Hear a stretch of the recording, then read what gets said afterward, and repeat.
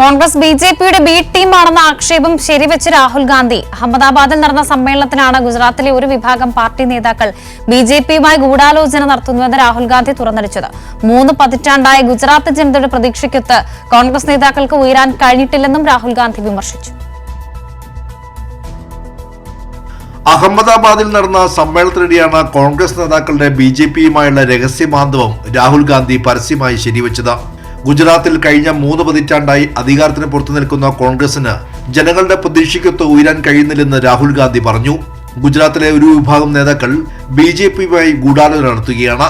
ബി.ജെ.പിയുടെ B ടീമായി കോൺഗ്രസ് മാറുകയാണെന്നും രാഹുൽ ഗാന്ധി തുറന്നടിച്ചു.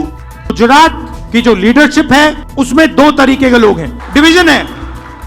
एक है जो जनता के साथ खड़ा है और जिसके दिल में कांग्रेस पार्टी की विचारधारा है, और दूसरा है जो जनता से कटा हुआ है और उसमें से आधे बीजेपी से मिले हैं. രാഹുൽ ഗാന്ധിയുടെ പ്രസ്താവനയ്ക്ക് പിന്നാലെ ഗുജറാത്തിലെ അന്തരിച്ച മുൻ കോൺഗ്രസ് നേതാവ് അഹമ്മദ് പട്ടേലിന്റെ മകൾ മുംതാസ് പട്ടേൽ രംഗത്ത് വന്നതും ശ്രദ്ധേയമായി. എനിക്ക് പാർട്ടിയിൽ ഒരു റോളും നൽകിയിരുന്നില്ല, അതുകൊണ്ടാണ് ഗുജറാത്തിൽ നിന്നും ദില്ലിയിലേക്ക് വന്നത്. രാഹുൽ ഗാന്ധി അടിസ്ഥാന പ്രശ്നങ്ങൾ മനസ്സിലാക്കിയതിൽ സന്തോഷമുണ്ടെന്നായിരുന്നു മുംതാസ് പട്ടേലിന്റെ മറുപടി. അതേസമയം രാഹുൽ ഗാന്ധി സ്വന്തം പാർട്ടിയെ തന്നെ ട്രോളി എന്ന് പരിഹസിച്ച് ബി.ജെ.പിയും രംഗത്തെത്തി. കൈരളി ന്യൂസ്, ദില്ലി.